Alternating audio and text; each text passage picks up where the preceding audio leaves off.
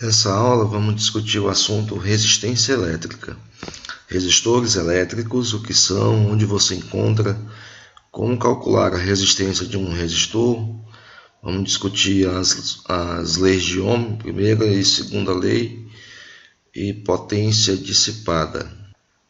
Nessa primeira imagem é possível perceber já esses dispositivos que vocês podem perceber aqui, que em cores diferentes. Esses aqui são exemplos de resistores elétricos.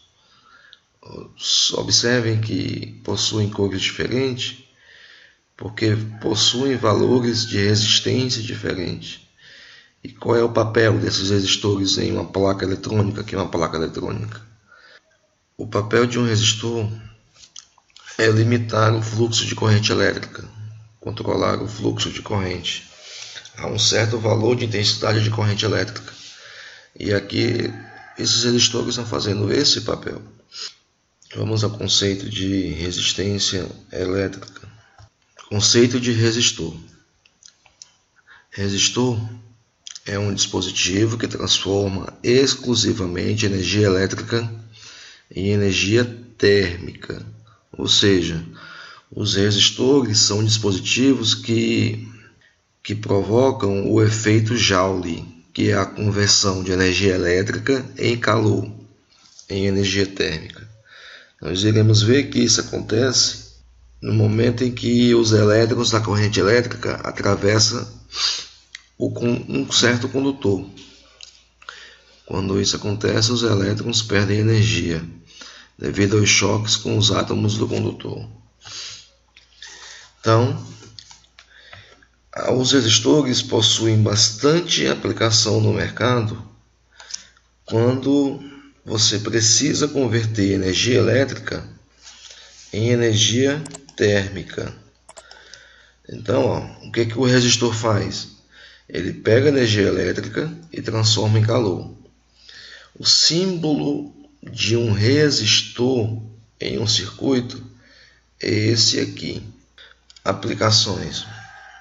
Os resistores você vai encontrar em aparelhos que são utilizados para aquecimento. Chuveiros elétricos, ferro de passar roupa, aqui uma lâmpada incandescente, embora você use para emitir luz, mas uma grande quantidade de produção de calor aqui. Aqui você vai encontrar, no caso da lâmpada incandescente, esse pequeno fio, que não é tão pequeno assim, ele tem em torno de 1 metro de comprimento, chamado filamento de tungstênio. Esse fiozinho é um resistor, ele atua como resistor elétrico, ou seja, quando a corrente atravessa um resistor, nesse caso atravessa o filamento de tungstênio, essa corrente sofre bastante dificuldade ao atravessar esse filamento, e essa dificuldade faz com que os elétrons da corrente elétrica percam energia, e essa perda de energia será em forma de calor, será em energia térmica, e esse processo nós chamamos de efeito Joule. Aqui você vê um resistor de um chuveiro elétrico que também tem a mesma finalidade, converter energia elétrica em calor. Aqui você tem a base de um ferro elétrico e aqui dentro atravessa um condutor resistivo que, quando aquecido, por possuir grande resistência elétrica, aquece a base do ferro. Aqui você tem resistores que no mercado é conhecido como potenciômetro ou reostato. Esses dispositivos aqui são resistores variáveis. Você varia a resistência para, a sua vez, variar a corrente elétrica. Em aparelhos que você precisa variar a corrente elétrica que alimenta-os, você usa potenciômetros para isso. Um ventilador, por exemplo. Você pode controlar a velocidade de um ventilador através de um potenciômetro desse. À medida que você aumenta a resistência, a corrente diminui e a velocidade do ventilador diminui, por exemplo. Já esses resistores aqui são resistores que controlam a passagem de corrente a um determinado valor de corrente elétrica. Ou seja, eles atuam como limitador de corrente em um circuito. Agora, como é que se calcula a resistência elétrica de um resistor? Já já a gente vai discutir isso, mas antes a gente precisa discutir primeiro o que acontece com a corrente elétrica no momento em que essa corrente atravessa um fio condutor. O que acontece lá dentro? Você tem aqui, o que está aqui representado em verde, os elétrons da corrente elétrica que atravessa um condutor elétrico. Aqui um condutor, e aqui em laranja está sendo representada os átomos do condutor. Imagine, por exemplo, um fio de cobre sendo atravessado por corrente elétrica. Então, os elétrons, para atravessar o condutor, esses elétrons precisam atravessar entre os espaços dos átomos desse condutor. E nessa passagem, os elétrons se chocam bastante com os átomos do condutor. Por terem certa velocidade, certa energia cinética, esses átomos perdem bastante energia devido aos choques com os átomos do condutor. Ou seja, quando os elétrons perdem energia com os choques, essa energia perdida é transformada em calor. Ou seja, você tem geração de calor com as colisões dos elétrons da corrente elétrica com os átomos do condutor. E quanto mais calor é gerado, quanto mais choques existirem, nós dizemos que esse resistor possui maior resistência elétrica. Nessa imagem aqui, mostra isso. Os elétrons saindo de um polo de maior potencial, e quando chegam num polo de menor potencial, que é o polo positivo, esses elétrons perdem energia no caminho, devido aos obstáculos que esses elétrons encontram no caminho. Esses obstáculos que os elétrons encontram durante a passagem de corrente em um condutor é chamado de resistência elétrica, que é possível medi-la. Eu tenho aqui uma simulação que eu vou mostrar para vocês melhor o que já foi discutido até aqui. Nesse primeiro exemplo aqui, você tem uma corrente elétrica nula. Quando você coloca um certo resistor, a corrente é de 9 amperes. Está vendo aqui o fluxo. Se você colocar um outro resistor, nota que o fluxo é mais lento de corrente, ou seja, a corrente diminui para 6 amperes. E se eu colocar esse resistor aqui, observe, o resistor limita a corrente mais ainda para 1 amperes. Perceba que nesse caso o resistor atua como limitador de corrente elétrica. Ele faz variar a corrente quando esse resistor é colocado em um circuito. Aqui nessa simulaçãozinha aqui apresentada, a gente destaca o que acontece com a corrente no momento em que está atravessando o condutor. Aqui você tem a quantidade de energia elétrica inicial e aqui a quantidade de energia elétrica final. E note que a energia elétrica final é menor. Para onde foi essa energia elétrica? Foi convertida em calor, ou seja, em calor liberado aqui. E esse calor liberado deveu-se à passagem dos elétrons da corrente no interior do condutor. Com os choques que os elétrons passou a ter com os átomos do condutor, esses elétrons perdem energia em forma de calor. Aí você tem um calor liberado e a diminuição da energia no caminho. Um bom condutor é aquele condutor em que esses choques é praticamente inexistente. Ou seja, um bom condutor elétrico é aquele onde não há perda de energia elétrica, ou seja, não há geração de calor. E nós dizemos que esse condutor é um condutor ideal. Aqui, ó, um condutor ideal. Ó. Os portadores de carga existentes no condutor não encontram nenhuma oposição ao seu movimento. Nós dizemos que essa resistência elétrica ela é nula. O contrário de um condutor ideal é um isolante ideal. Em um isolante ideal, os portadores de carga existentes estão praticamente fixos, sem nenhuma mobilidade.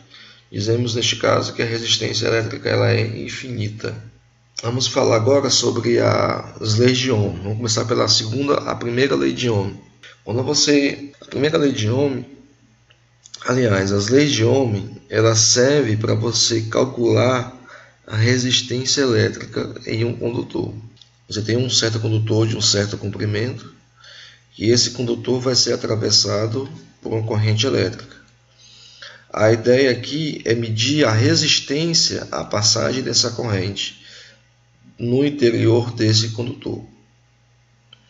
Esse condutor foi ligado a uma tensão U e essa tensão U provoca a passagem de uma corrente elétrica I nesse interior.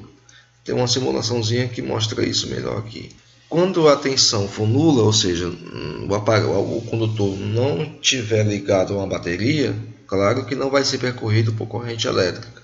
Quando você estabelece nesse condutor uma tensão, vamos colocar aqui 20 volts, olha a corrente elétrica circulando no condutor e a corrente de 2 amperes. Observe, ó, 20 volts provocou uma corrente de 2 amperes nesse condutor.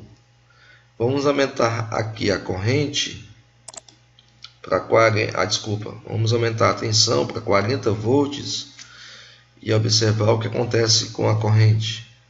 Nesse caso a corrente passou para 4 amperes, ou seja, diretamente proporcional. Você dobrou a tensão, a corrente também dobrou. Vamos aumentar para 60 volts. O que acontece com a corrente? A corrente também aumenta na mesma proporção.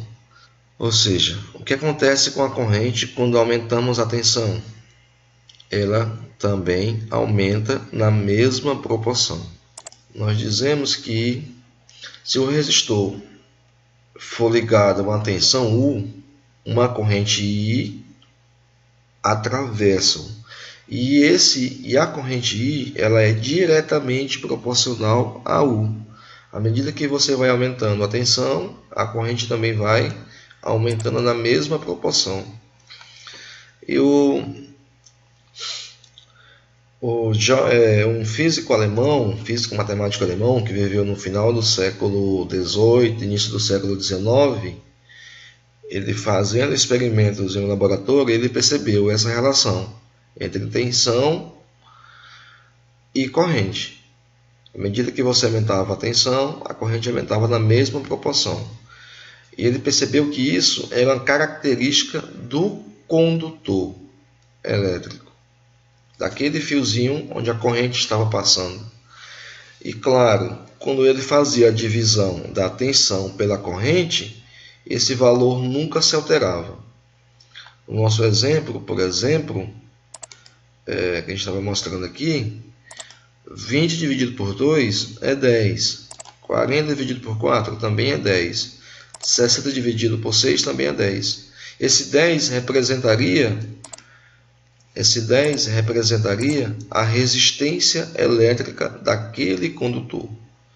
Ou seja, esse condutor aqui teria uma resistência de 10, que a partir daí passou a ser chamado de... a partir desse momento, a unidade que representa a resistência elétrica passou a ser o ohm, em homenagem ao físico matemático George Simon Ohm, que eu comentei há pouco, que foi o cara que chegou a essa relação matemática aqui, ó, tensão, corrente e resistência elétrica. Então pronto, nós chegamos à primeira lei de Ohm. Resistência é tensão sobre corrente, ou então tensão é resistência vezes corrente. O que é que a lei de Ohm nos diz? Que a tensão ela é diretamente proporcional à corrente. E a constante de proporcionalidade é a resistência elétrica desse resistor.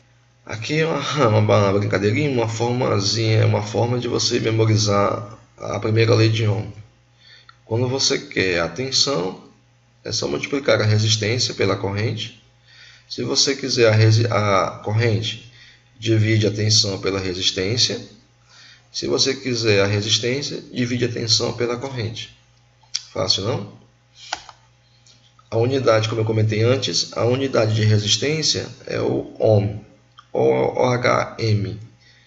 Esse símbolozinho aqui, a letra grega ômega. Claro que o ohm é volt, que é tensão, por corrente, que é ampere. Ou seja, o ohm é a unidade de resistência elétrica padrão do Sistema Internacional, do SI. Quando você tem um resistor ôhmico, ou seja, um resistor que obedece à primeira lei de Ohm, o gráfico tensão vezes corrente desse resistor é uma reta, já que a resistência ela é constante. Por quê? O 1 sobre 1, o 2 sobre 2, o 3 sobre 3, o 4 sobre 4 dá sempre o mesmo valor, que é a resistência elétrica. Então o gráfico tem que ser uma reta, ou seja, um gráfico que uma reta inclinada que passa pela origem. Nos exercícios nós iremos comentar isso com mais detalhes. Um pequeno exemplo. Você tem uma resistência elétrica de um resistor e esse resistor foi submetido a uma tensão de 15 volts. Quando ligado a 15 volts, esse resistor foi percorrido por uma corrente de 8 miliamperes. Lembrando que 8 miliamperes é 8 vezes 10 a menos 3 amperes. Então, calcular essa resistência é muito fácil. É só usar a primeira lei de Ohm. Tensão sobre corrente. A tensão é 15 volts, a corrente 8 miliamperes, ou seja, 8 vezes 10 a menos 3. Se faz a divisão, você encontra esse valor e aqui você tem um valor aproximado, ou seja, de 2 kΩ, 2K, como o pessoal chama por aí. O que é a resistividade? A resistividade é uma característica de certos materiais. Dependendo do material, esse material vai ser melhor ou pior condutor elétrico. E claro, também vai depender do tamanho do condutor e da sua espessura. E, por exemplo, nós temos aqui alguns resistores elétricos, utilizados em aquecimento. Aqui, por exemplo, deve ser a base de um ferro elétrico. Esses resistores, quando percorridos por corrente, eles transformam essa energia elétrica em calor, em aquecimento. E isso depende da sua espessura, do tipo de material e do comprimento desses condutores. Essa relação entre tamanho, espessura e material é expressa na resistividade. A gente vai ver aqui, A resistividade está na segunda lei de Ohm, que também calcula a resistência elétrica de um condutor. Só que a resistividade, aqui na segunda lei, ela leva em conta as características do condutor. Quais são essas características? O comprimento do condutor, a sua espessura, que a gente chama de área de seção transversal. Por exemplo, se for um condutor cilíndrico, essa área de seção transversal é um círculo, por exemplo. E depende também, a resistência do material, do condutor, depende também do tipo de material, que aqui é representada por uma letra grega chamada de Rho. Rho é a resistividade elétrica, geralmente dada em ohm vezes metro. Vamos ver μz mais na frente. A área de seção transversal é geralmente em metros quadrados. E o comprimento também é geralmente em metros. Quando você tem um problema que envolve um condutor de certo comprimento, de certa espessura e de certo material, então esses valores sendo colocados nessa fórmula aqui, você encontra a resistência elétrica desse condutor. Eu preciso saber a resistência elétrica de um condutor para eu poder calcular a potência dissipada dele. E a potência dissipada, ou seja, a potência associada ao consumo de energia, é necessária para nós calcularmos exatamente isso. A quantidade de energia elétrica que um certo resistor consome. E são valores muito grandes de consumo de energia.